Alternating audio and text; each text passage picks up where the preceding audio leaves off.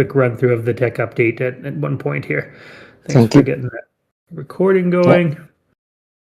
I see some faces I know are Texas faces, which is awesome because probably a few of them are listening in from their phones while they got a drone in the air. At least I hope that's the case. And that would be my guess. I know a handful of you guys are out in the hot Texas sun flying your drones. I also know that you've probably seen more pings today than you have in the last 2 weeks.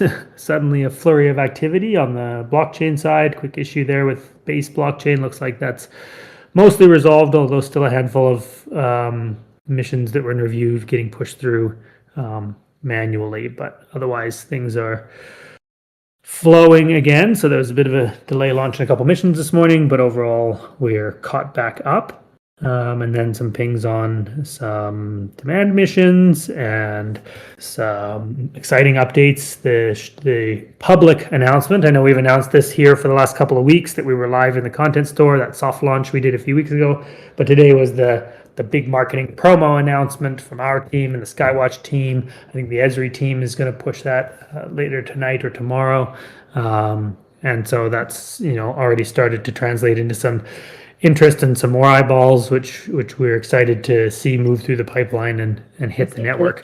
So I shared that in the general announcements, the links to some of the social media, there's some blogs and things like that as well. Please like, share, comment, ask questions, because obviously the more we get that out into the world, the more people know about it, the more people start to use it, the more missions that hit the network and are available for you guys to fly. So exciting. Yeah, it's cool video. Uzi commenting on the awesome marketing video. It's pretty neat. We did that one a while back. We tweaked it and adjusted it specifically for the Skywatch context, but it's well made. It's really well done, and it's fun to see that go out, and it's exciting to have that partnership really take place and hit the public eye. So let's dive in. League City, I see 50 plus missions already done, looking really good. Nav and I have a friendly wager on how fast that's going to get finished.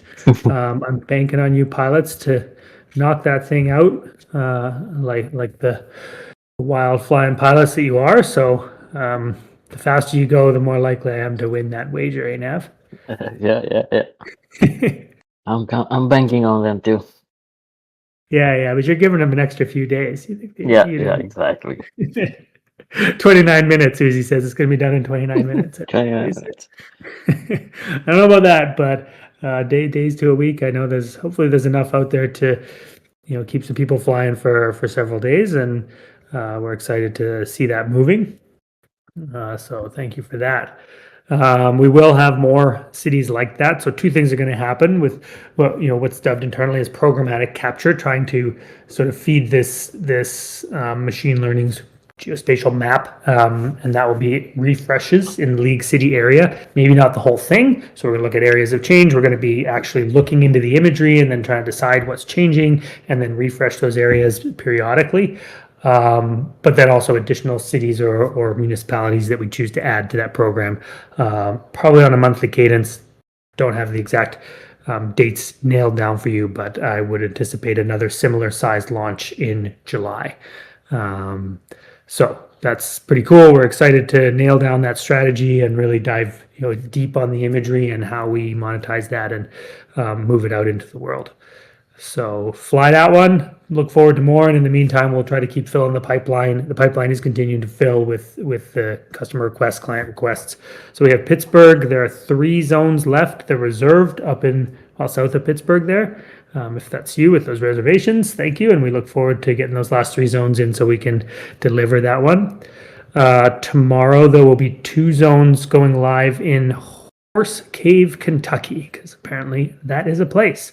So if you're anywhere in or near or around or familiar with Horse Cave, Kentucky, we're going to have 2 zones going live. We are going to price those quite a lot higher. So Nav and the planning team and I have been adapting the strategy for some of these more remote or single 1, 2, 3 missions, and we're going to take those prices up. So we want to make it worthwhile for people if they need to travel at all, etc. So expect to start seeing more and more zones in like the 20 to 30, and those ones in Horse cave, I think, are even like maybe as high as $60 per zone, per mission.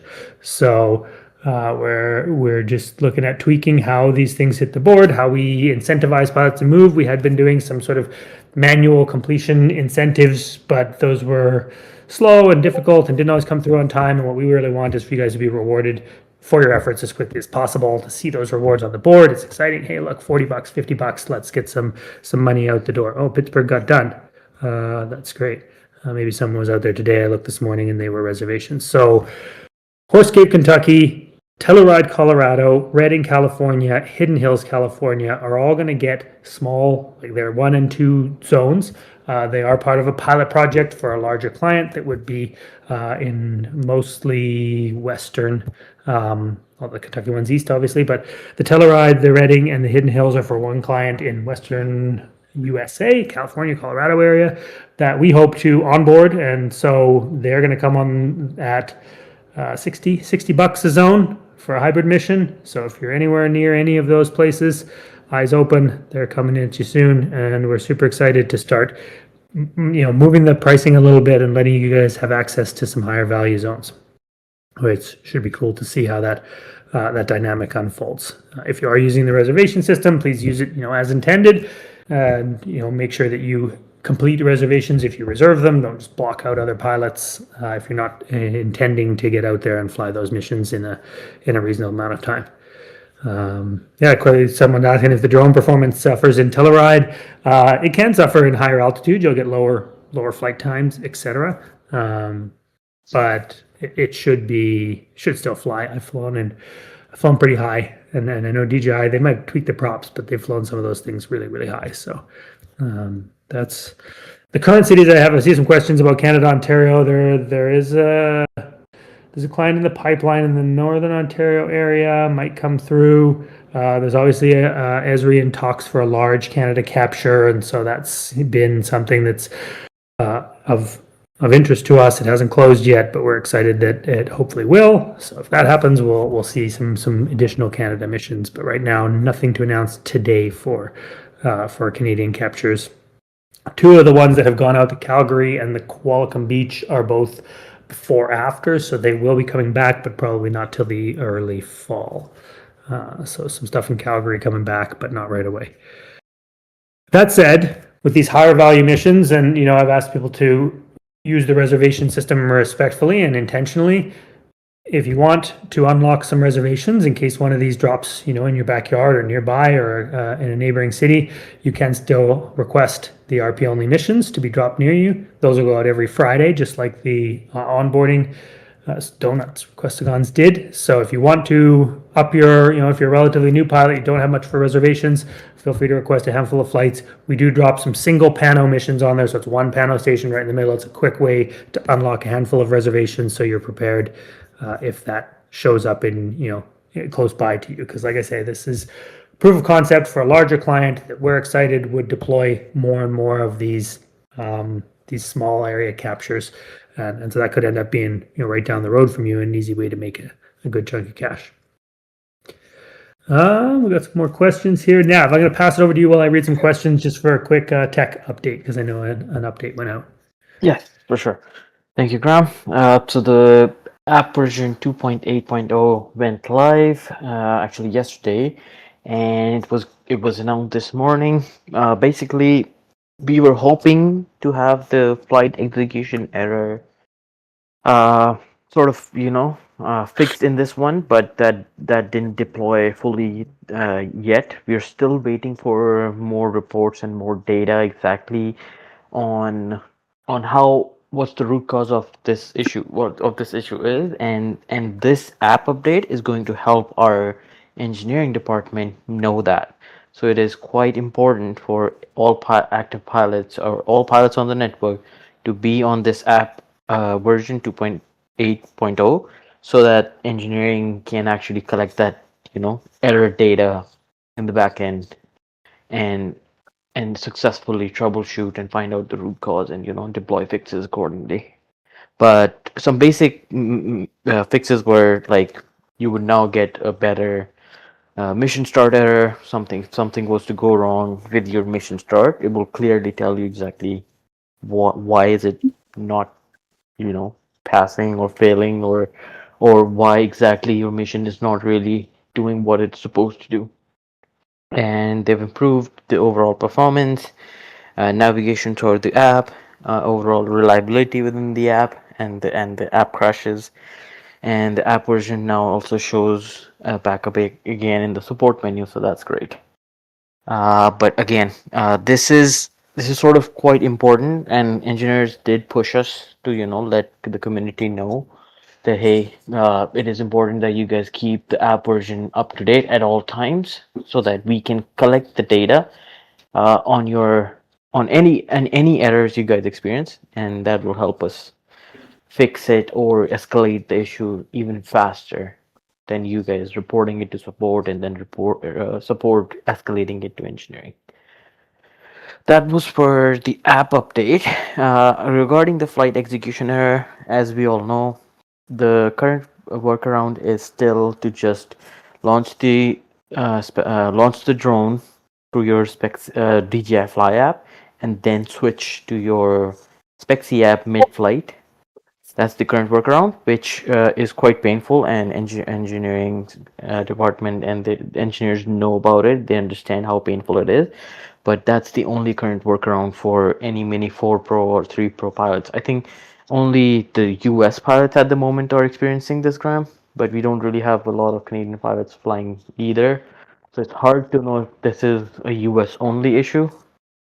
Yeah, and if it is, it looks like it might be tied to the new remote ID Remote stuff. ID. AI doing something in the SDK that Right. communicates with whether or not remote ID is enabled, and then so maybe if some pilots have been running into this error, fiddle around with that a little bit. If you've got your remote ID disabled, or if you're using an extended battery, which automatically turns on the remote ID or something, that seems to maybe be part of the problem. But Right. haven't been able to nail it down exactly what the root is yet. We do know that it was caused by an update to the DJI SDK that we're trying to narrow in on.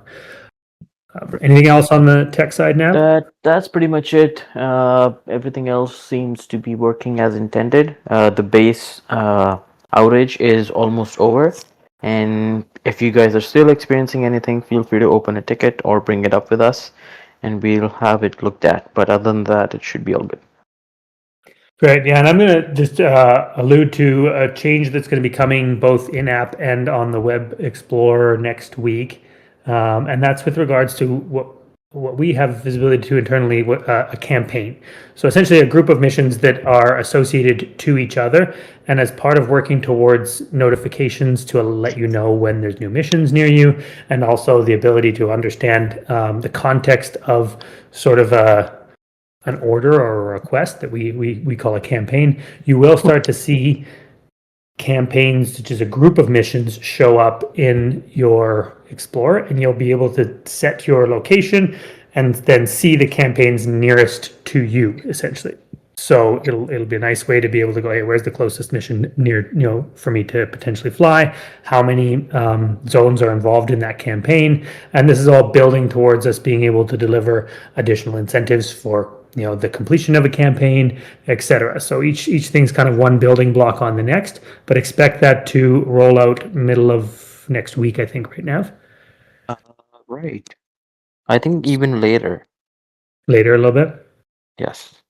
Okay. But I'll look at the date exactly, check with product, and let you guys know. Okay, so be prepared for that. I'm sure there'll be lots of feedback on ways we can improve it as soon as we get it in your hands. But I'm excited to get that idea in your hands, because we do launch things, and sometimes those are contiguous sets of zones, and other times they're not, but they're the same client that's requested a group of areas, and so it's in part an interesting challenge, but also it's a cool way to surface, and that's how it's the initial way that we'll be notifying you as a pilot. You'll select like, hey, I want to be notified about campaigns that launch in my state or within X kilometers of miles in the US of myself, certain distance radius, and then you'll start to see those notifications. Hey, a new campaign has just launched in your area, and that ideally create just a better notification process rather than us constantly trying to announce here in the Discord or via email and it being a bit disjointed. And sometimes people feel like they didn't get an announcement or they didn't see it or we didn't put it out in time or whatever it might be. So that's coming soon, I hope. Yes. I know I've seen it and I've played around with it in our staging environment, so it's pretty close.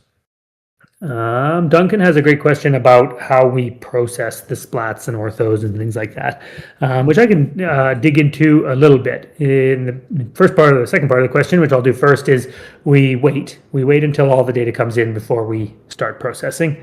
Almost always, or always.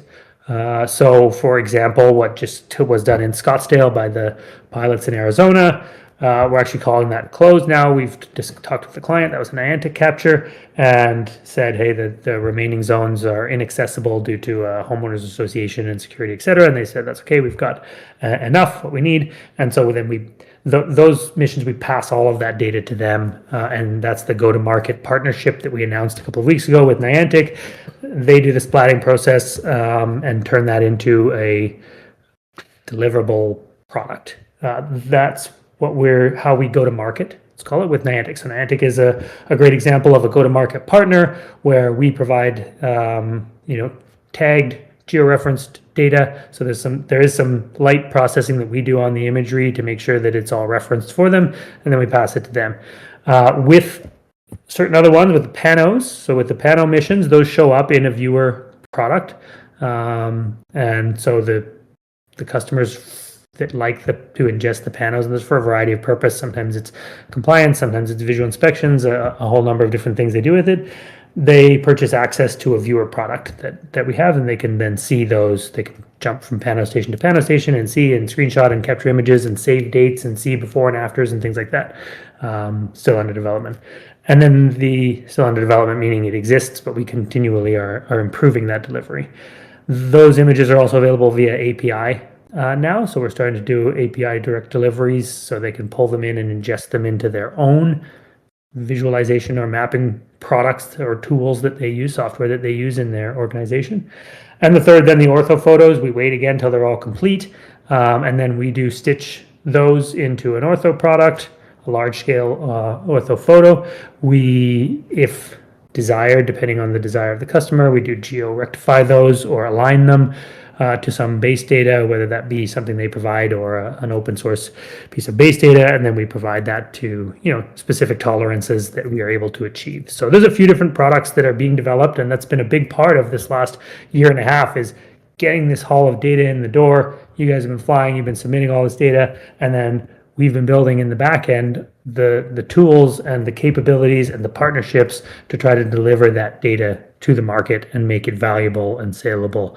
And that's really the stage of the business that we're at. So it's pretty cool to start seeing some of that bear fruit, seeing some of these partnerships become a reality rather than sort of a hypothetical. And we're excited to see where those go.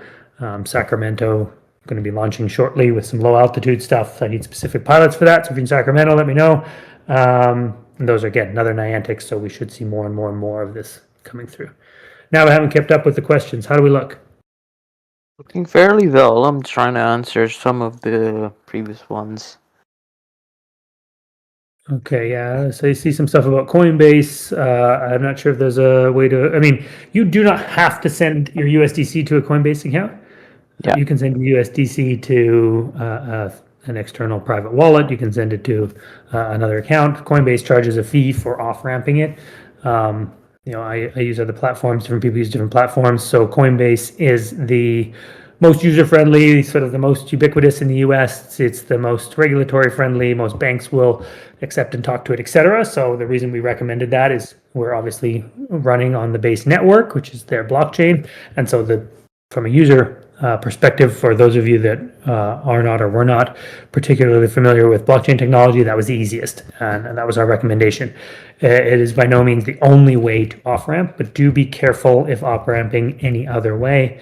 The USDC you receive is on the Base blockchain, and so you need to send it to a location that can receive on the Base blockchain. That's the most important thing to understand. Other exchanges, other accounts might receive USDC, but on a different blockchain, and that's a problem. So it gets very complicated very fast, which is why we tried to keep it really simple and recommend Coinbase.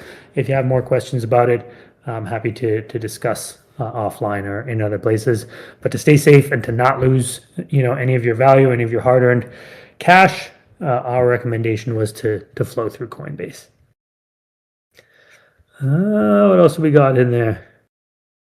Some subscriptions for electronics, some different things. I love seeing the sharing of just different processes and tools and things that you guys use. I see a question about Knoxville, Tennessee. I don't have anything right now in the pipeline for Knoxville, Tennessee, but we certainly will let you know if and when we do. Yeah, Nav, that covers off that. I have a couple of shout outs. First off, everyone in Texas. It's hot and windy in Texas, so if you're flying there, thank you very much. I've got thank you for everyone who has reported the launch issues and errors, as Nav said during his tech talk, not TED talk. Tech talk. Tech talk. That's very helpful. It's helpful to see. It's helpful to see how prolific it is. When it happens, we can let the engineers know, hey, it happened again. It's happening in these circumstances, because those things can be difficult to nail down where they're exactly stemming from. Thank you to those of you in the Discord that I see being helpful, leaving comments, just chatting with each other. Generally, try to keep those as positive as possible. Give people the benefit of the doubt. Be kind. Don't be, you're always welcome to say nothing and or to say anything positive. And if you're struggling to keep it in that direction, I understand. We all get frustrated. I get frustrated. Go touch grass. Keep life happy. There's no need to be negative, so try and keep it that way.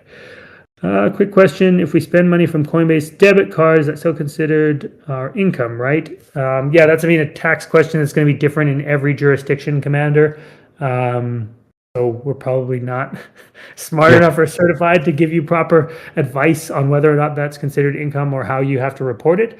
But yes, assume that if you receive funds, those are funds that you've received for not W-2 for 10. How it is in Canada, it is like if you have an exchange account, you also have sort of like a debit card account with it, which is associated to your social security number, and then that obviously gets reported. Anything in and out of that gets reported to the CRA.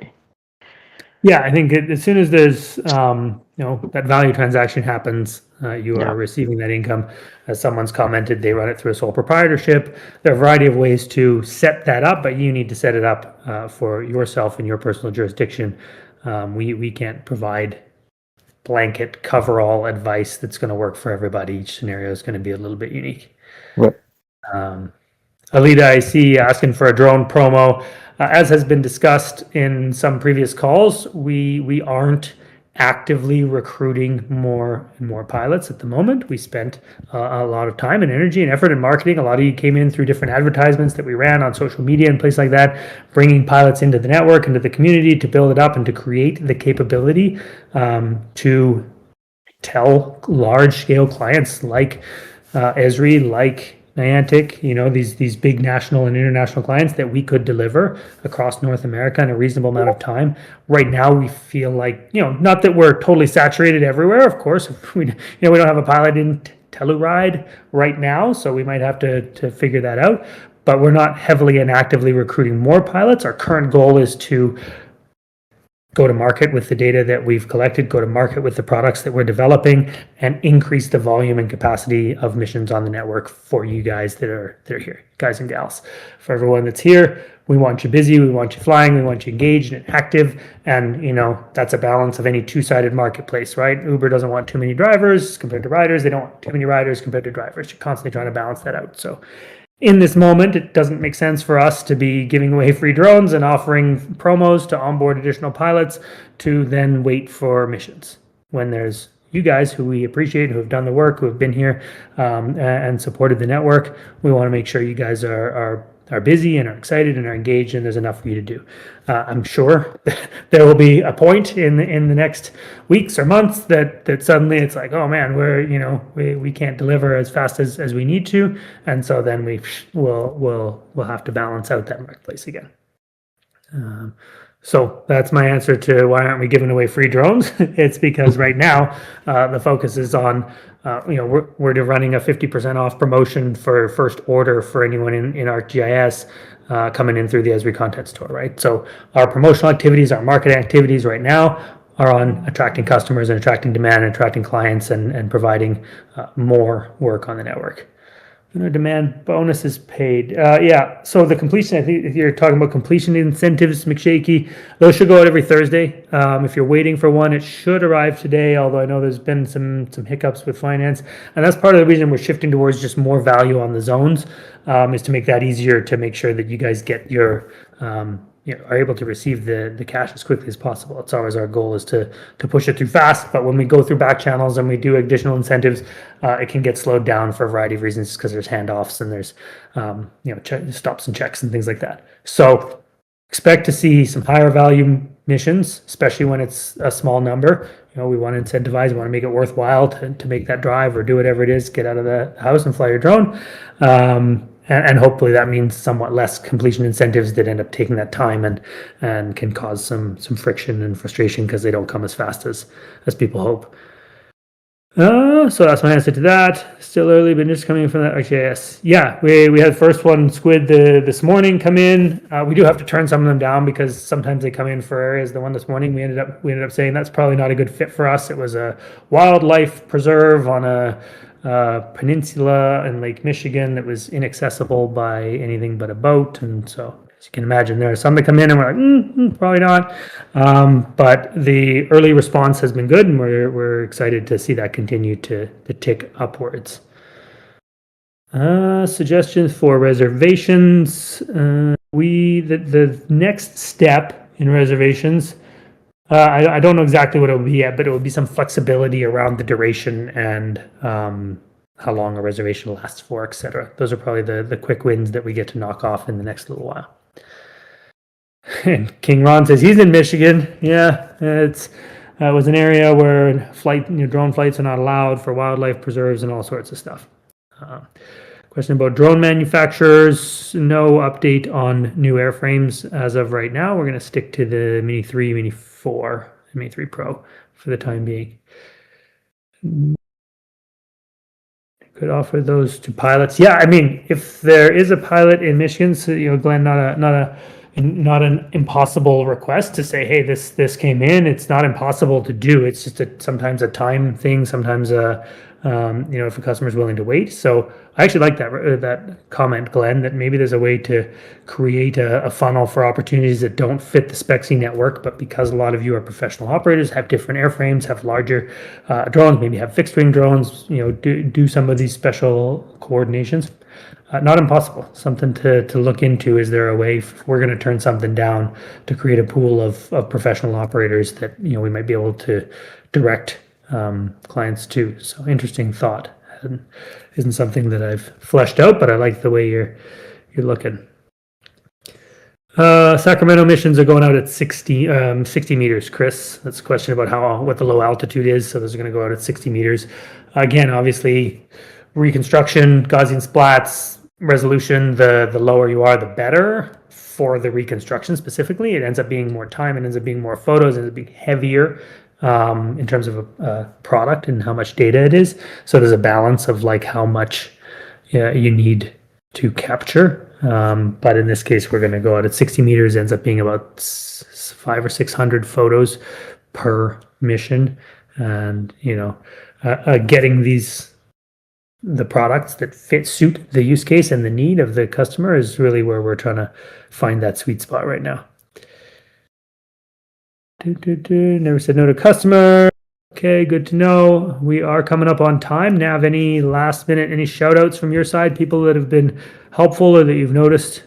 Yeah, to all the pilots who have been actively flying during this, whole transition since mainnet and USTC, and still kept, going with all the missions, traveled thousands of miles and kilometers to getting things done on the map. I would give them all a shout out because we're here because of them. They've helped us reach this milestone, and and I want them to know that we greatly appreciate every single one of them.